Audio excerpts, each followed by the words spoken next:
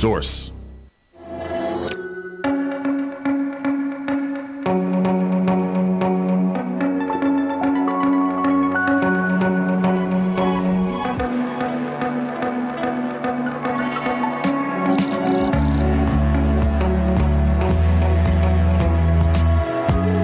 All right, 25 minutes before 11 o'clock. What could be more exciting than this, Robin? Our next guest has a book that doesn't come out till tomorrow, and it's already number one on Amazon.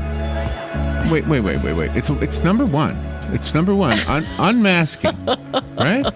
Yeah. Unmasking What Matters. I see that. Oh my gosh. How does that happen?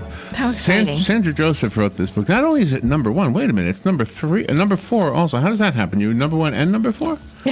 Oh, number four is the Kindle edition. Oh my gosh. This is a hot book. Well, I can tell you what's more exciting than that. How about standing on stage on Broadway and acting in an amazing play, a musical, for how many years? How long did she do this? 10 years. Oh my gosh. Sandra Joseph performed as the character Christine Daae. Thank you for the pronunciation, Robin, of Daae. I love this music. In The Phantom of the Opera. I always loved the music, but I don't think I've ever seen this like on a video. Have I? I don't think so. I don't even think I saw the movie when they made a movie. Mm-hmm. But I used to love the music, the records. This was back when records were records, right? Yeah, because we bought it. You bought the libretto. That was so great. 1,300 performances on Broadway. She is the longest-running leading lady in the longest-running Broadway show of all time, a member of the Transformational Leadership Council, and what an honor. Let's not take any more of her time. Sandra Joseph, thank you so much for being on our show. Well, good morning. Thank you so much for having me. I'm thrilled to be talking to you both. Wow. Is Phantom of the Opera still on Broadway? It's actually about to celebrate its 30th anniversary this week. So I want to go. See, I have never gone. I want to go and see this. I've never seen any Broadway play. I've gone to Radio City Music Hall. That doesn't count, does it? Oh, wow. Well, it's still there. You've plenty of time to see Phantom. It seems like it's going strong with no end in sight. So did you stop doing the character Christine Daae? I have to confess, I aged out of her. At this point, I'm more likely to play Christine's mother if there were such a character in the show. Oh my gosh! I went to Amazon and I went there so I could get the cover of the book for the podcast, and I was amazed to see that it's already number one. And then before we went on the air, I heard you tell Robin that the book comes out tomorrow, and I said, "How is that possible? Number one, and it comes out tomorrow." It's just amazing to me. So you obviously have a hit and a big following, huh? Well, thank you. I was amazed as well. A friend of mine emailed me a photo of that this morning, that it's number one in new releases. I guess that happens because of the pre-orders that have come in so far. And for the last 10 years since I left the show, I've been really using the platform that Phantom has given me in order to share this message that I talk about when I give keynotes and in the book, of helping us all learn to remove the mask and live more fully. So because I've been speaking around the country, people have very graciously pre-ordered the book. It's also taken me forever to write it, so there's been a lot of lead up. So I think that helps to that number one status. So the story in Phantom of the Opera has influenced you as much as your experience playing in that story, right? Yes, absolutely. My favorite moment in the show was when my character, toward the end of the play, is able to see the Phantom without his mask and offer him unconditional love. She just really loves exactly who he is in that moment. And it was clear to me that I would go home at the end of the night and be unable to sort of hold that same place of love and acceptance for myself, even though all these dreams had come true. That is really amazing. And so I've been using this last decade to really uncover, how can we all do that? How can we begin to really love who we are behind the mask? Oh, I love that. This is I don't know if this is gonna sound one-sided, but I think you ladies are better able at loving us ugly men. I'm always amazed at some of the couples I see. Men have put such superficial importance on beauty, and I'm one of them. I don't know why. But the people I love, it doesn't matter. So you get to a certain point where it doesn't matter. But I like what you're saying. So you're applying it to yourself. Yes, and I think you've touched on something really profound, actually. I think it's within all of us. We're much better able to love other people with their flaws, and I'm talking internal flaws even more than external, the ways that we judge and criticize ourselves for not being perfect or measuring up to how we think we should be. It's easier to love someone else. Like, we would never criticize our friends or children or our partners in the same way that we beat up on ourselves whenever we fail in some way to live up to who we think we should be. So really learning how to become more self-compassionate is one of the keys, I think, for all of us to living with more joy and peace and to making our dreams come true. And that just seems to breed respect, though. Respect not only for yourself, but for other people as well. You can't just hammer as somebody else that you think is not doing an adequate job. Boy, isn't that the key, Robin? I mean, if we could all learn to see each other for what the writer Thomas Merton called the secret beauty within the heart of each person. That, I think, is the change our world needs right now more than anything. It's for us to see behind all the superficial stuff, behind race and gender and politics, to the sameness, the oneness that we all share. That I think would change the world. That's a hard pill to swallow for a lot of people, but it's an important message to get out there. I sometimes wonder if it isn't God behind the man or the woman who is very. What do you call somebody who's like prejudiced against a gay person? That's not like, or anti-Semitic, or if you're homophobic. Homophobic, okay. And then their daughter becomes a lesbian, or announces that she is one, and you're not going to unlove your daughter. So all of a sudden you realize, oh my gosh, well, I guess I love lesbians, and I don't know. It's like the Romeo and Juliet story. The two families hated each other, but they loved their own child, and those children loved somebody who was not like them. That's right. When we take a closer look and we see behind the surface, we see within the heart of the other person, that's transformational. And that's what that moment in the show so beautifully encapsulates, is that she doesn't see the surface. She sees the phantom soul in that moment and what has caused him to suffer. And when we see within the heart of each other, we see that every single person has suffered in some way and might be suffering right now. And that cracks us open to become a better version of ourselves, because compassion is unlocked. Kindness comes through. At our core, I believe that we're all really made of love. And when we can get behind the mask and let that love flow between us, that's when everything gets unlocked and we become who we are really here to be. And you have to have that open-mindedness, because when you were first awarded the role of Christine Daae, you probably didn't think that it was ever going to end. But then closer to the end, you must have had some kind of intuition where you felt in your heart that you had to start preparing yourself for a new adventure. Yes, I think we do have to be listening to our inner voice at all times and asking the question, what's unfolding for me next? Is there a new role that I'm meant to play in my life? And for me, leaving Broadway was a really hard journey, but I knew in the latter years that there was something else that was meant for me to do, and I was leaving this dream career and starting at the beginning, really reinventing my entire life. And boy, was it a learning curve and terrifying. And I think so many people are in transition and feeling that uncertainty and fear of where do I go? What do I do next? Yeah, And yeah. sometimes we can't see far off. You can only see the next stepping stone on the path.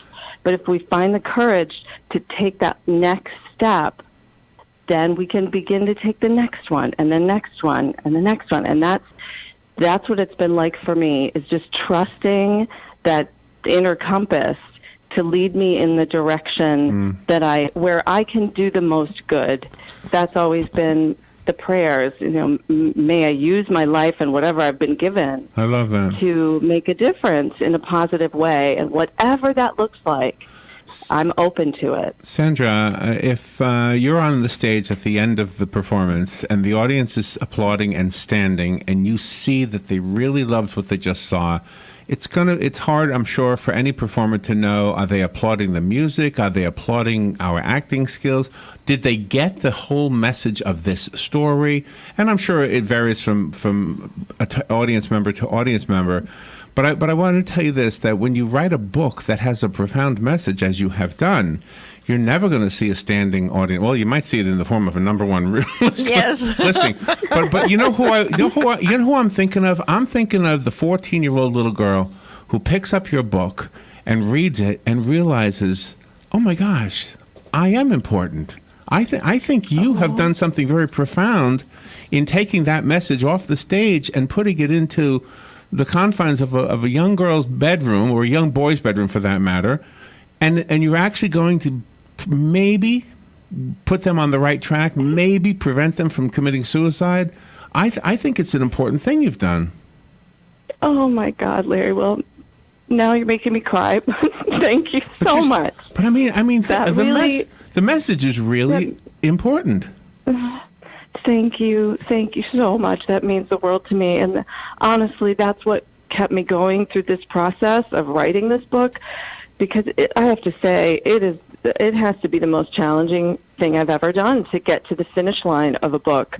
I had started this thing a decade ago, and every once in a while when I would think, I cannot finish this, I can't figure out how to structure, how to get to the end of it, I would get an email message or a Facebook message or Twitter from a young girl, exactly like you're describing. And she would say, I saw the show, that being Christine is my dream, or whatever it may be. And I would just think, oh, there's so much I'd like to say to this young person, because going into this business, and the book is certainly not just for people who want to become performers. It's not meant for that specifically. But I know that those girls are interested in going to pick up this book. And I wanted to tell her so many things about the journey of rejection, because that's going to be a part of it. If we're pursuing our dreams in any way, it's not going to be a straight up ride. There's going to be lots of hills and valleys. And I just wanted to hold her in compassion and love and safety and say, you are enough, no matter what the external world does. Because it can be harsh out there. Yeah, we all know that. Right. No matter what happens, you are beautiful and whole and enough exactly as you are. And that is so deep in my heart to want to share, because even though I got to that starring role and I got those standing ovations, I still struggled with feeling on the inside like I was worthy of it, deserving of it, that I was actually enough because of who I am on the inside. And I think that's the gig really for all of us, is to recognize that it's an inside job to feel worthy.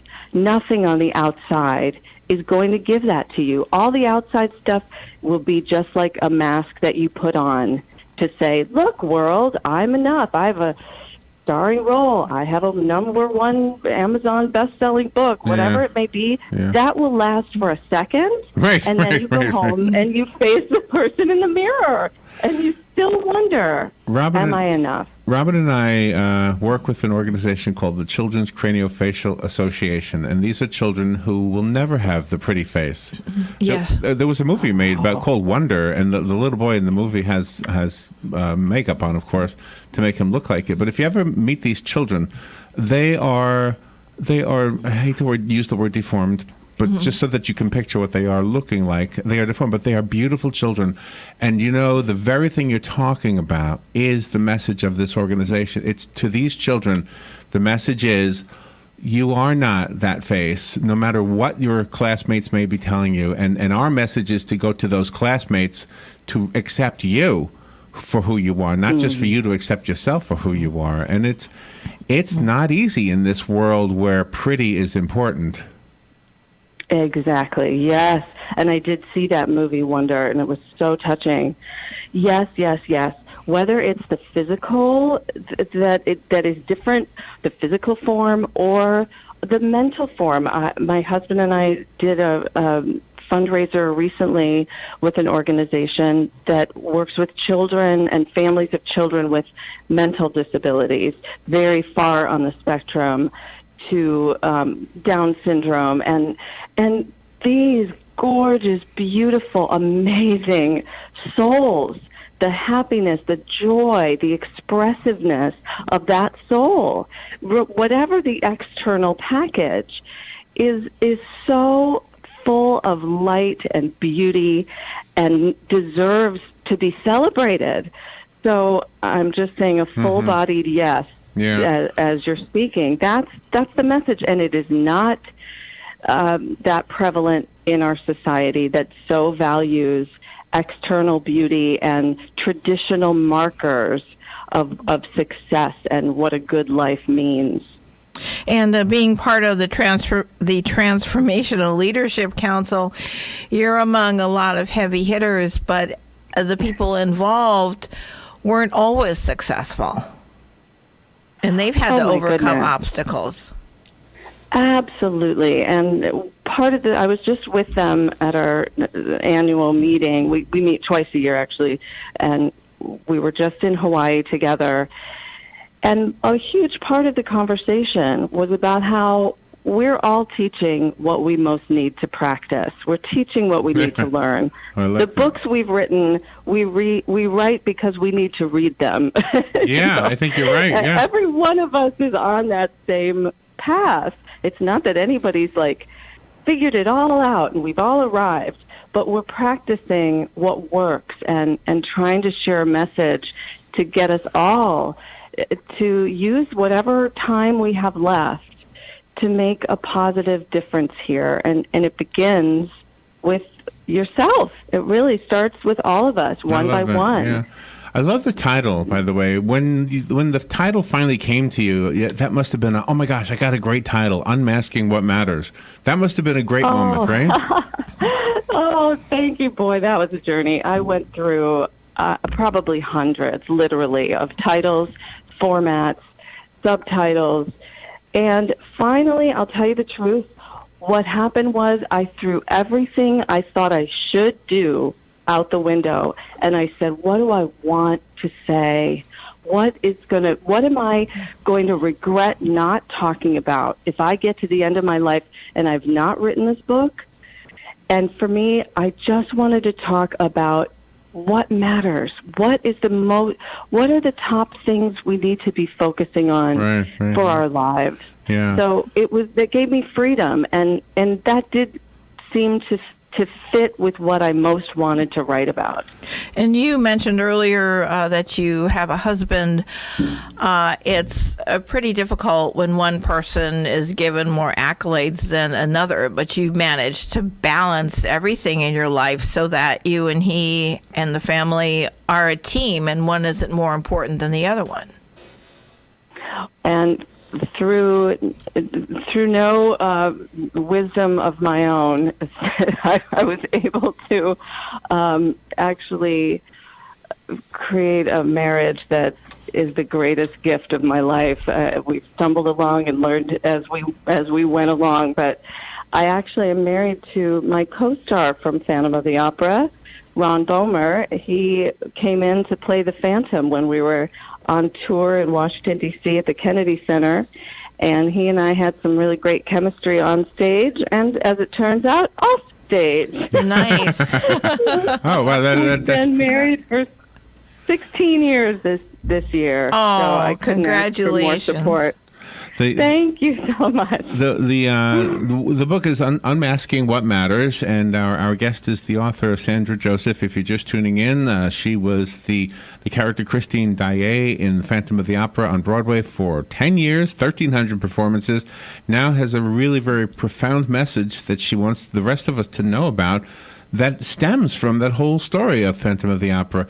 What matters? What do you think matters? I wonder how, once you understand what matters, how does that change your life? Do you quit your job? You know, we had I want to tell this story real quickly. There was a lady we had on once, and she paints T-shirts not far from here in New Smyrna Beach, Florida. Mm-hmm. You know what she did before that? She was on Wall Street making a lot of money, and then 9/11 happened. And then she said, my life could have ended. I was so close to that. And she said, I decided I don't really like being a Wall Street person. I'm going to Florida. I'm going to paint T-shirts. Yeah. And so what mattered to her was not the money, but it was the freedom. And so that's what mattered to her. What in your world, what matters? Oh, thank you for asking that profound question. For me, when I really woke up to what matters was when my father died very suddenly. My dad was my biggest supporter, and I lost him to a heart attack. He was 67 years old, and that was the year that I left Phantom. And also in that year, I had a health scare of my own involving a tumor at the entry point of my brain, which, as it turned out, was fine. But boy, does that stuff get your attention and wake you up. And what I recognized is that the foundation for me, and I think for all of us, is recognizing our own worth, self-love, so that we can then express exactly who we are. What I believe matters most is taking the life you've been given, dropping the mask of who you think you should be, and becoming the fullest expression of who you know yourself to be on the inside. Because without that, we're living someone else's life. You know what? We're sacrificing the gift we've been given. And Sandra, I'm not trying to be religious on you, but I'm okay if I am a little bit. I think that is pleasing to God, because God made you, and He said, it's like, when are you going to grow into an apple? Like, you're an apple tree seedling. When are you going to start producing apples? You know? Exactly. Yes. And how many of us recognize somewhere inside that we're the apple tree, but we're trying really hard to be a rose because the roses are more valued or more whatever, you know? Exactly. I think roses are more beautiful, so I'm going to shove myself into this costume. And there's some part of us that's waiting to blossom into who we were put here to be. And you have to do that that is not an easy path. It takes courage, it takes risk, and that's where, for me, it comes back to self-love. To love yourself enough, to value yourself enough to say, I'm not here to please other people or to be who the world says I should be. I am going to have the courage to move toward what I know I have been put here to become. That's beautiful. That's the journey. The one thing I thought when I first looked at your photo is you are beautiful. Now that I've spoken to you, I know you are beautiful. Thank you so much for being on the air with us today. You're going to have a hit book on your hands. It looks like already. So, Sandra Joseph, thank you for being on the air with us today. That was fun. Oh, thank you both so much for a wonderful conversation. I really appreciate you having me today. Oh, my gosh. The honor is ours. Thank you so much. We will be right back.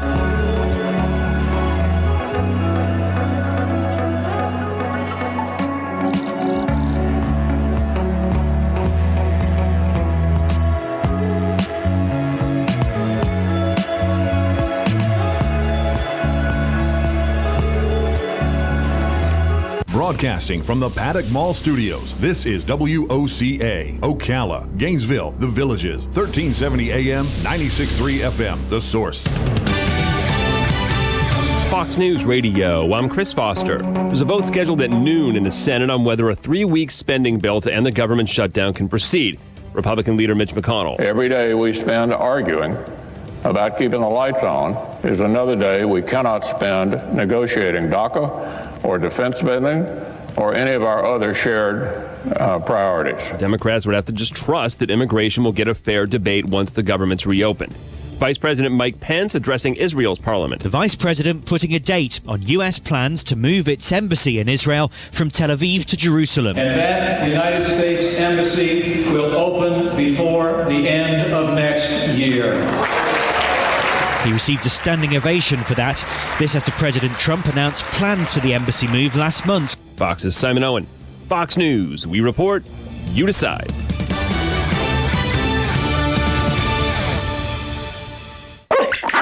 I'm a squeaky toy, and I've got one.